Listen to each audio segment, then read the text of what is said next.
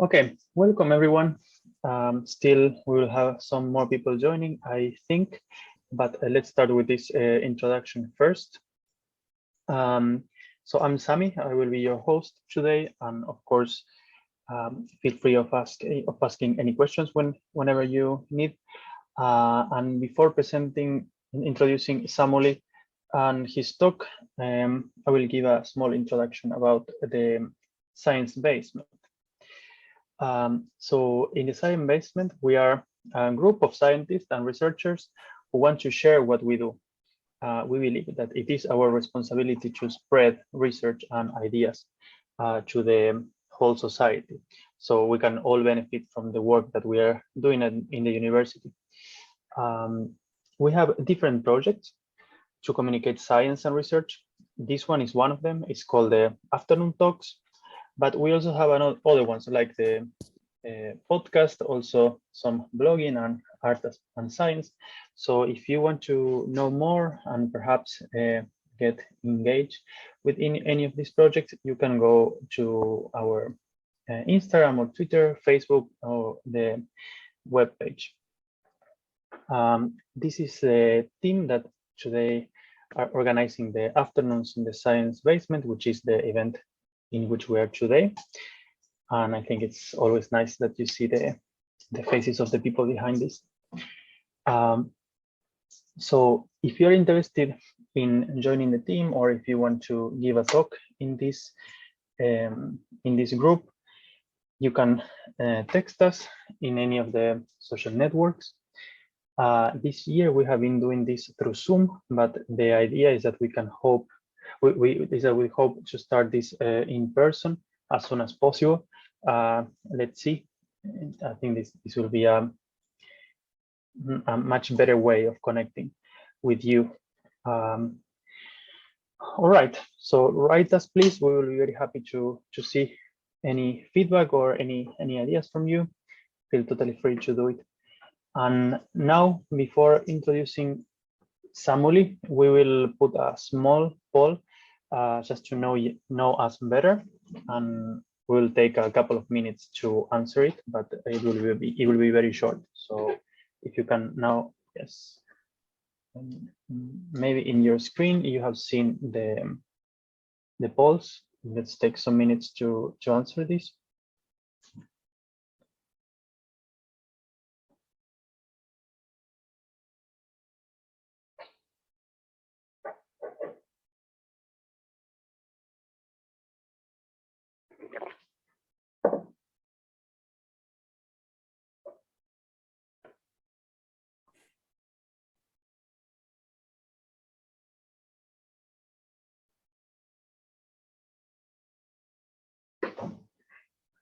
Okay, so while you finish answering, I will start introducing our speaker today.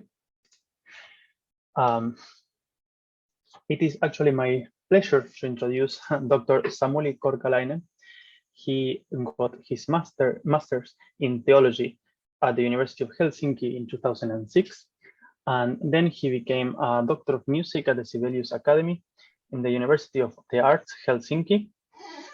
And he has a very rich academic and artistic life.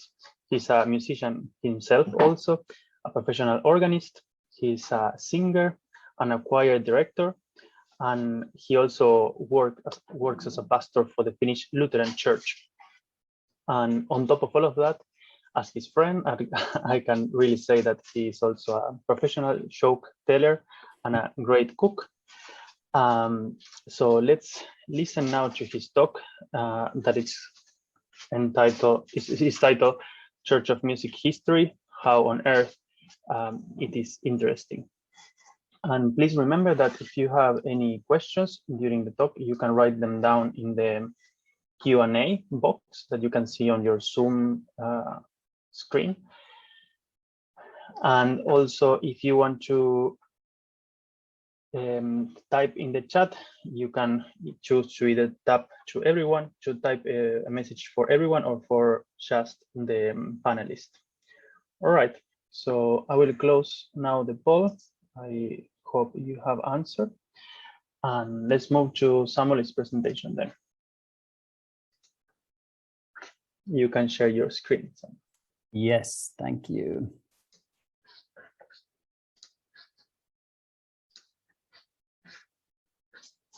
I hope you can see it now. Yes, and so, sorry, Samuli, do you want me to close this? I thought you might want to see the results from the poll. Did you have a chance to look at the last question? No, I would like to see it. Yeah, so can you see it? No, maybe I have to stop sharing. Now okay. I can see it. Okay, so looking good. This is something what I expected, that there are some experts on this topic here, but most of people are somewhat familiar or unfamiliar or no idea, but ready to learn. So I hope that you all will enjoy this, and let's now start sharing the screen again like that. Okay, church music history. How on earth can it be interesting is my question, and one of my colleagues asked that how on earth can it not be interesting? But of course it's interesting for us, but I hope that it will be interesting for you, at least after this talk. Sami already introduced me, but I can tell you also myself that I'm a doctor of music. I had my public defense on late April this year, and I am also a master of theology, and I'm a Lutheran pastor and professional church musician and choir conductor, organist, and singer, as Sami told you, and Sami told that I love cooking, and here you can see some pictures of some photos of my cookings. And I can tell you about my hobbies, that I sing in a Gregorian ensemble, and then I visit the gym often, and every day I watch The Bold and the Beautiful. So that's kind of guy I am. A few words about University of the Arts Helsinki, Taideyliopisto in Finnish. It is a university that includes 3 academies. There are the Sibelius Academy, that is a music academy where I have studied, and then there is the other academy and the Academy of Fine Arts. So these 3 academies together are University of the Arts Helsinki. And at the Sibelius Academy, we have 3 doctoral programs in music. We have art study program. Most of our doctoral students are studying in this program, and they don't write a traditional dissertation, doctoral dissertation, but the idea is that they give concerts. Usually there are 4 or 5 concerts included in their PhD. And of course, they write a thesis as well, but it's not as long as the dissertations are. And then there is a research study program, and you could say that is the traditional doctoral dissertation, traditional PhD. And then we also have an applied study program. And I was in research study program, so I wrote a traditional dissertation, a monograph. So church music history, how on earth can it be interesting? This question might pop into mind if you think that church music history is only like exploring hymn lyrics and melodies, but it can be so much more. It is not, even though analyzing hymn texts, hymn lyrics, and hymn melodies is a very important part of church music history and very interesting part, it's not the only part. So church music history can be the history of congregational singing, to sing how people sang in the churches, how they used to sing years or decades or centuries ago. It is research about different kinds of notations and different kinds of instruments that were used. So the organ is not the only instrument that is and has been used in the churches. And of course, it includes many different musical genres. So it is not only classical music, but also many other musical genres. But I had there, we had this one poll question that I could ask you now to do. Could it be possible, Sami? The next poll. Yes, now it's launching, so people should be able to see it.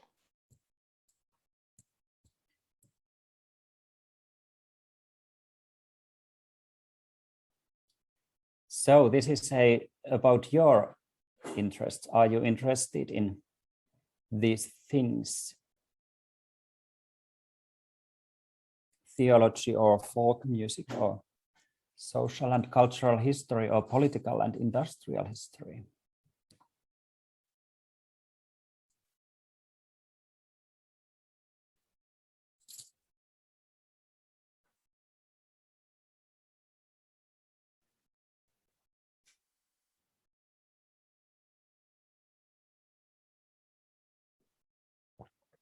Okay, nice. Now I can see that people are interested in, there are many people who are interested in social and cultural history there, but also folk music is more than a half are interested in that.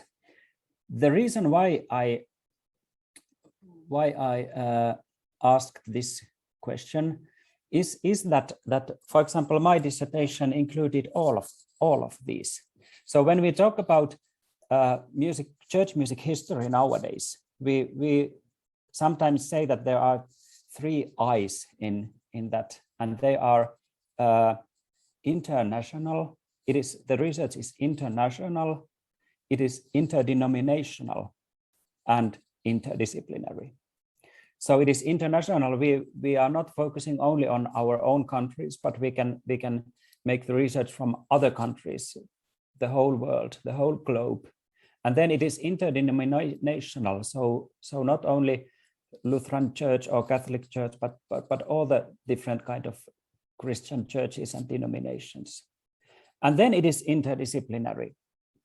And that is very, very important nowadays. I noticed that when I was younger, it was not only the music history or church music history that was like in its own box.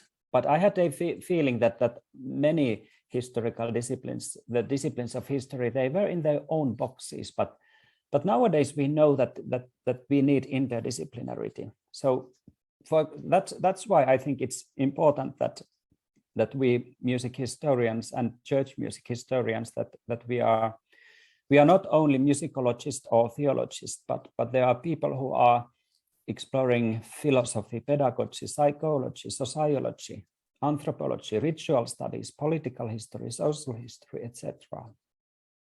And that this interdisciplinarity might make the research of church music history interesting, very interesting. I take my own doctoral dissertation as an example, and if you want to read it, you can find it from Taju. It is the what is in English, the place where in internet where all the theses that are written at the University of the Arts Helsinki, it is in there. So my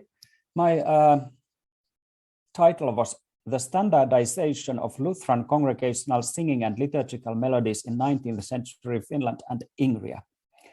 And I now want to focus on the word liturgical at first. It might not be familiar for all of you. So liturgical means everything that is somehow related to Christian rite, to Christian services at the churches.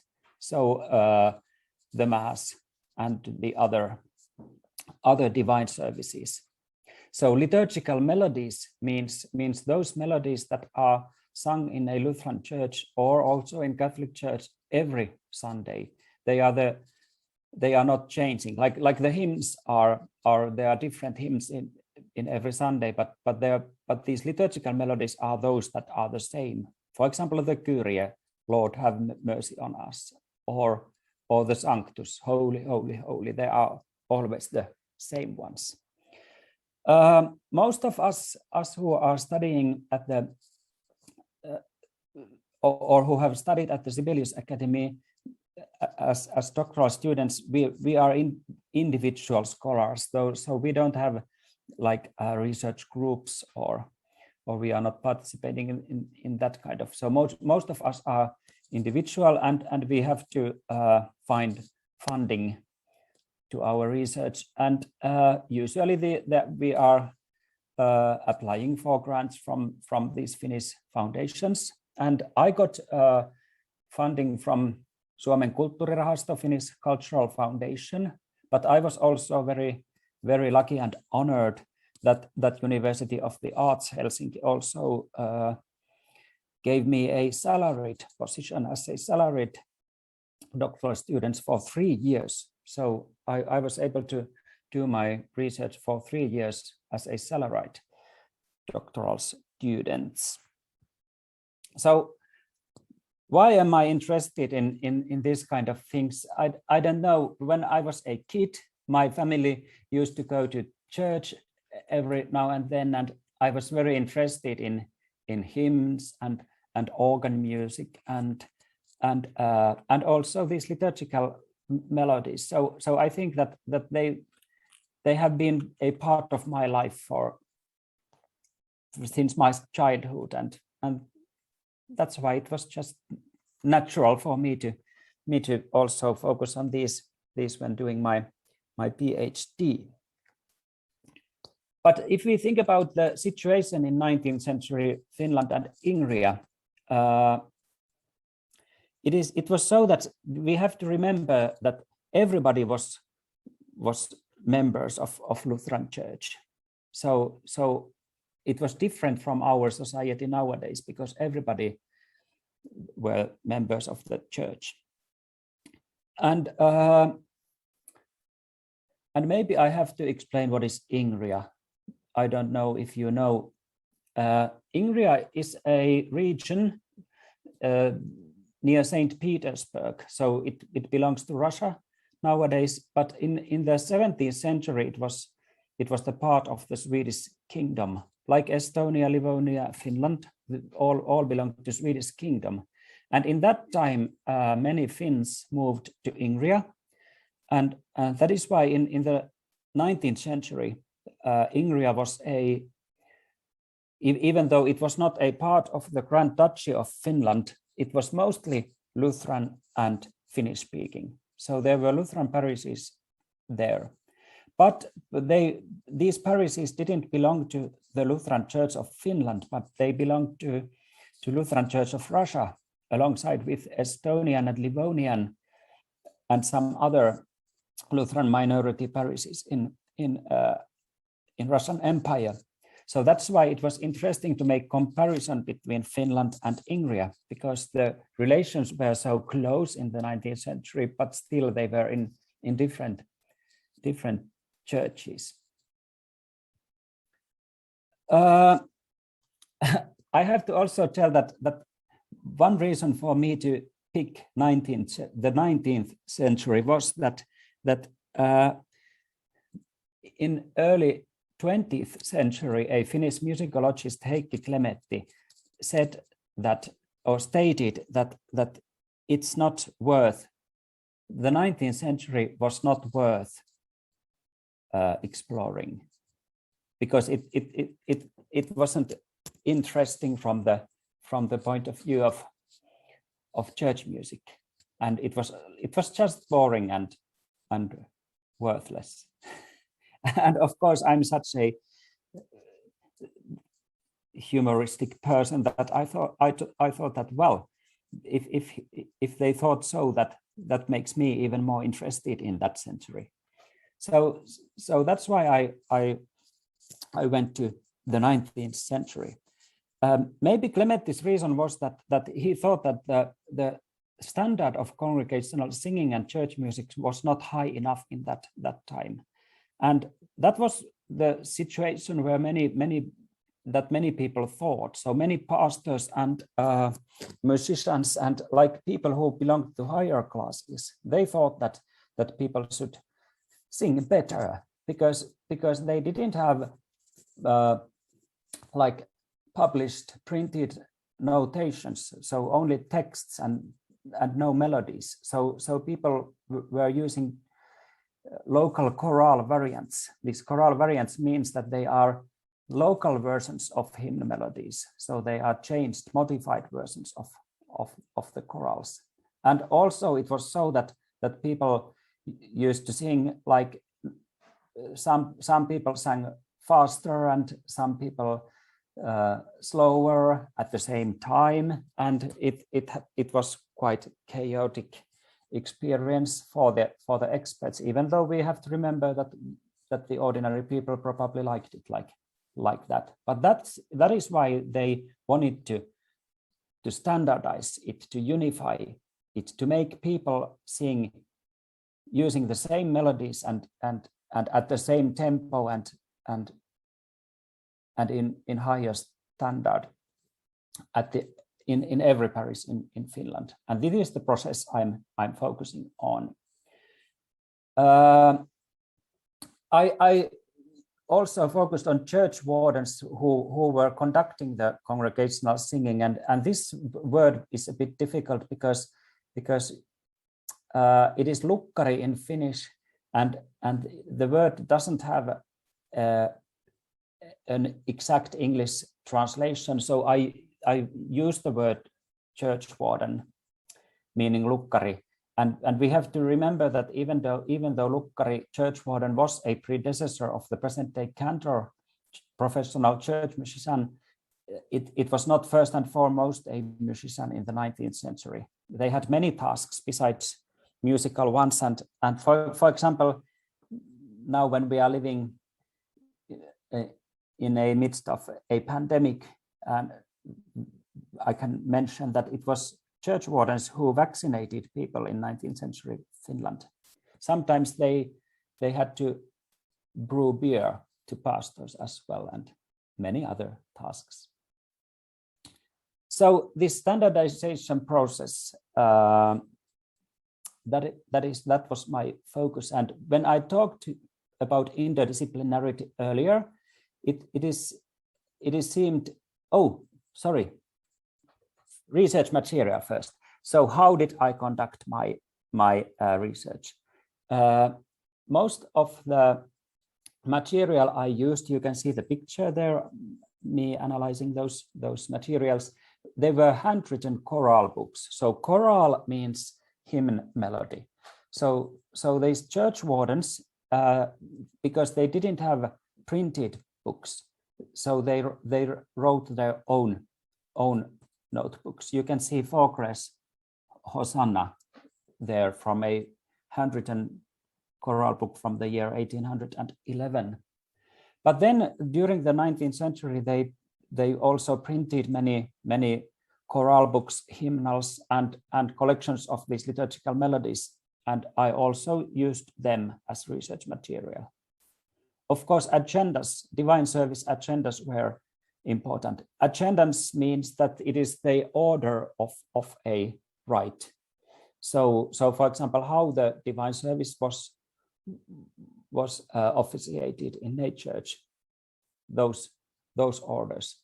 And hymnals means hymn books, collections of hymns. And then I had also administrative materials. For example, I plowed through like diocesan chapters minutes or minutes of some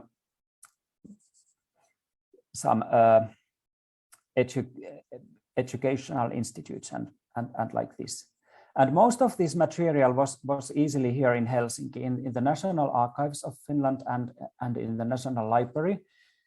But I also had to travel to, for example, Turku in the Sibelius Museum. There were many handwritten choral books, but then some choral books, they are in possession of some individuals in Finland. So I took train, for example, to Joensuu and met a guy there, and he showed me the choral book he owned and like that. Luckily, during the Second World War, many archival material was removed from Ingria to Helsinki. So I didn't have to go to Russia. And at the end of my PhD, it wasn't possible because of this pandemic. So I stayed here in Finland. One exception there was, I also visited the National Archives of Estonia, because some of the minutes of the clergy meetings of St. Petersburg, Finnish parishes, or that area, they would have been in St. Petersburg, but I couldn't go there because of the pandemic. But then last summer, Estonia was open for us Finns for 2 months or something like that. And then I visited Tartu, and then I got those materials from there. I was lucky. So now I was going to talk about this interdisciplinarity.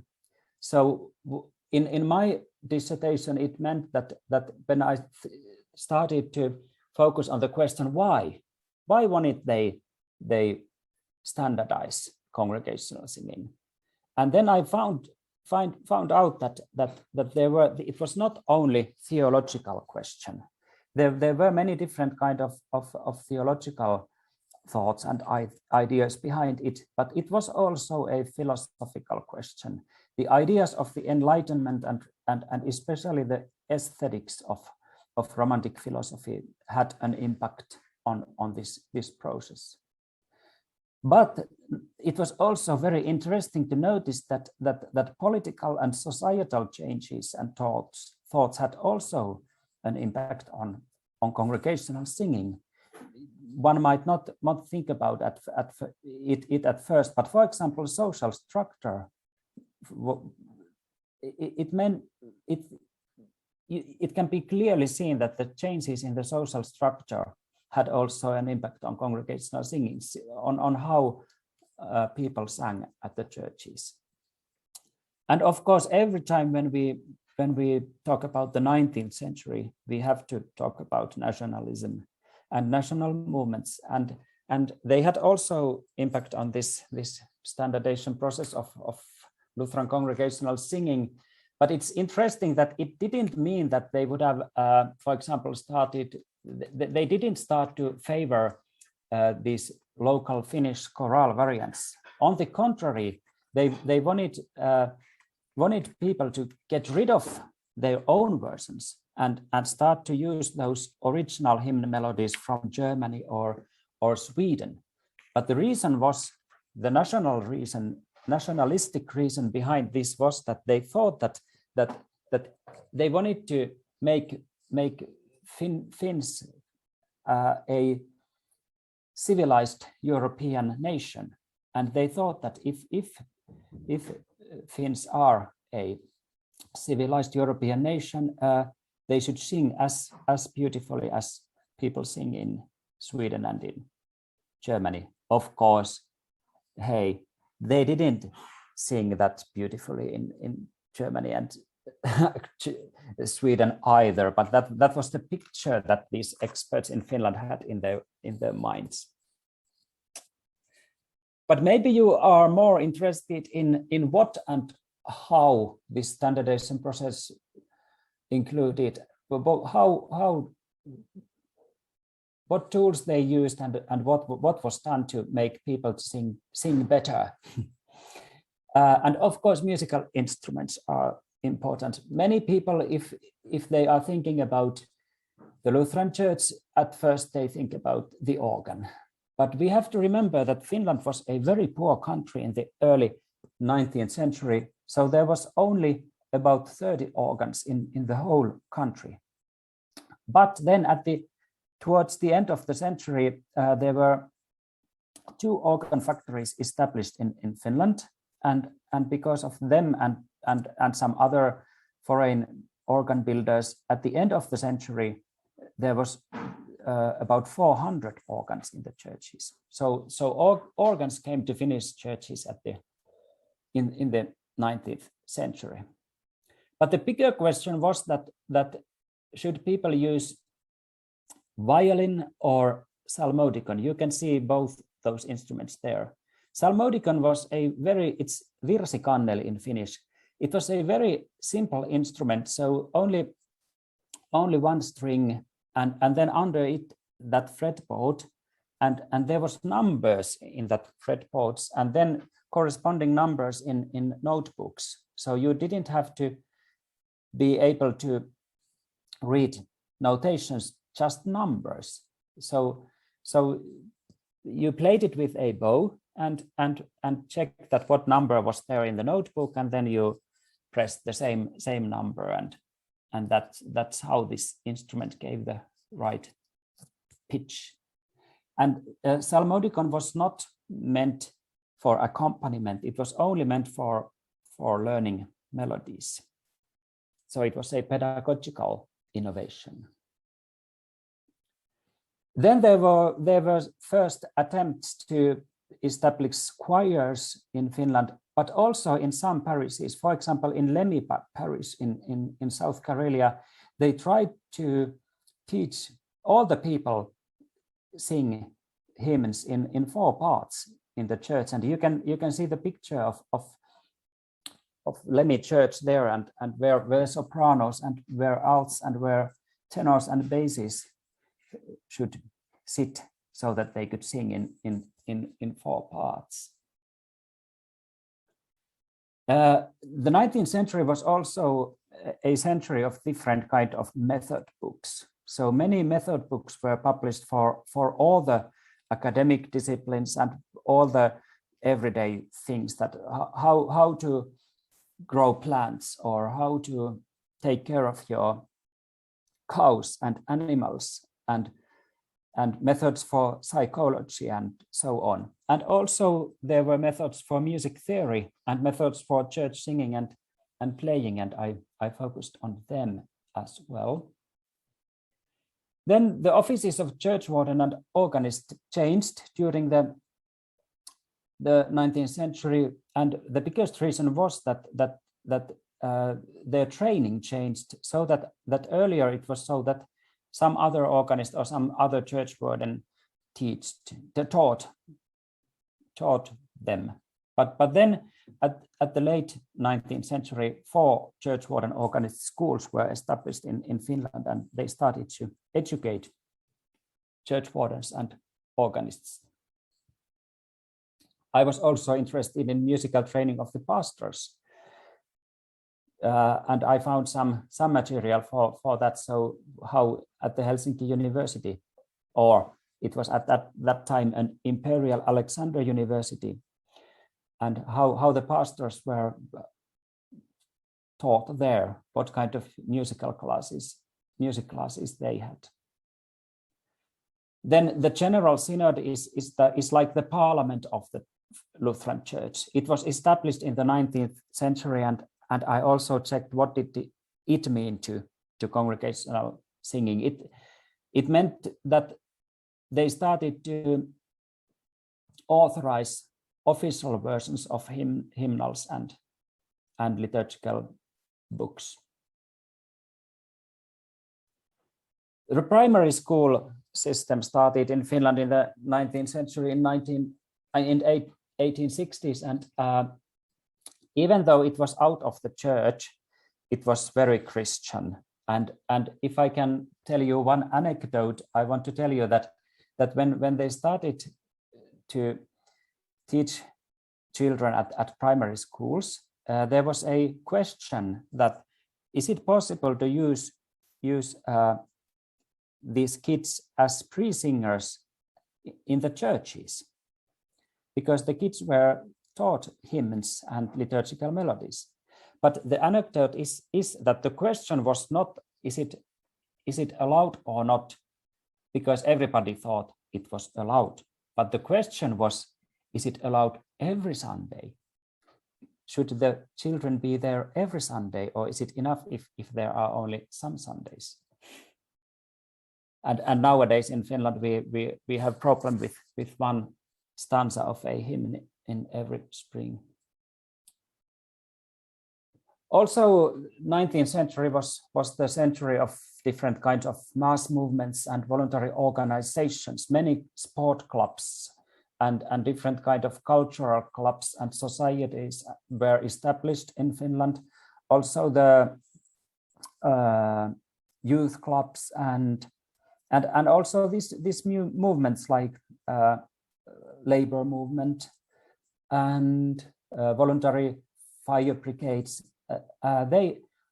All of them had also music, and all of them also had hymns in their repertoire, and maybe some other spiritual songs. So you can say that hymns were everywhere in the late 19th century Finland.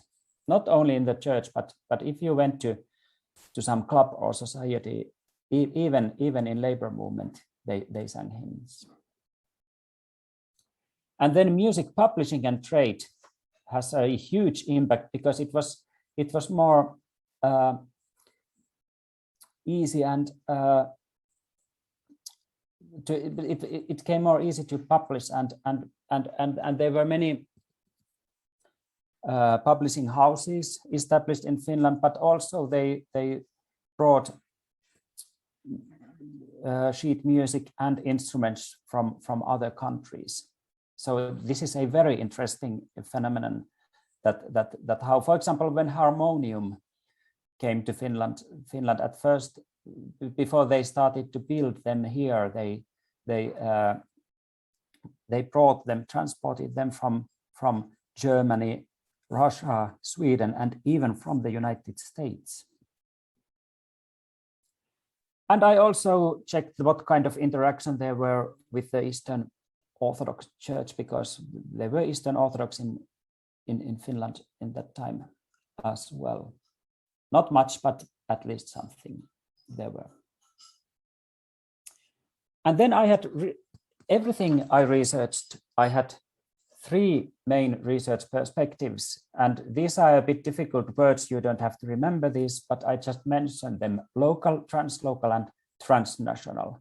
So local meant a parish or a municipality. So it meant the everyday life the people lived, especially in rural Finland and Ingria. For example, this 4-part singing in Lemmi, how people experienced it at their local parish. But then I also focused on translocal interaction, so interaction between different towns and regions. For example, there were St. Petersburgian organists performing in Finland, and many, for example, sheet music was ordered from St. Petersburg and so on.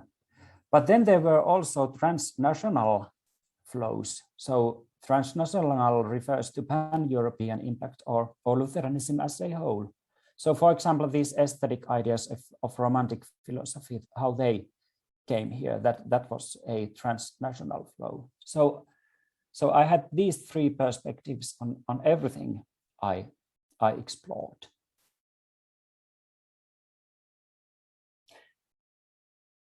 Then what next? Because now I'm a doctor of music, and this doctoral dissertation is ready and published. What am I going to do?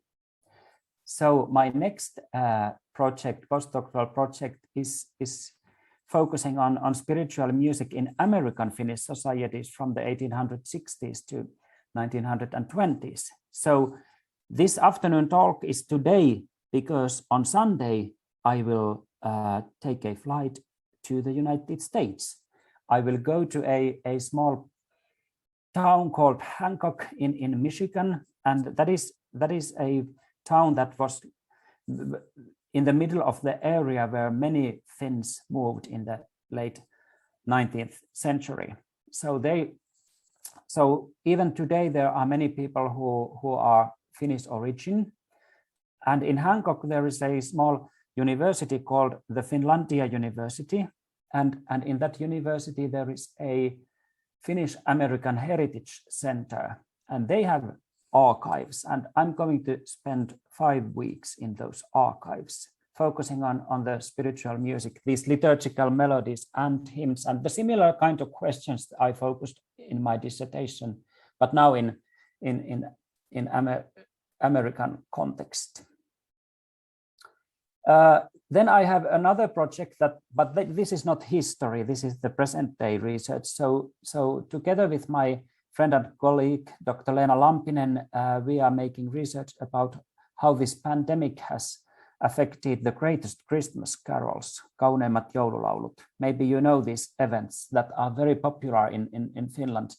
Every year, like 1 million people here in Finland participate in these events. And so our research is going to take 3 years. So we are going to check that what kind of impact these restrictions during this pandemic had last Christmas and this Christmas. And then we are also going to check the Christmas 2022 to check if everything went back to normal, or if some forms that are now taken into use, if they are staying there. But next winter I'm going to spend in Tenerife. There is a Finnish parish in Puerto de la Cruz, and I will be a tourist cantor there. So I will be a professional church musician for Finnish tourists in Tenerife. So next winter, if you come to Tenerife, come and say hi to me. Thank you.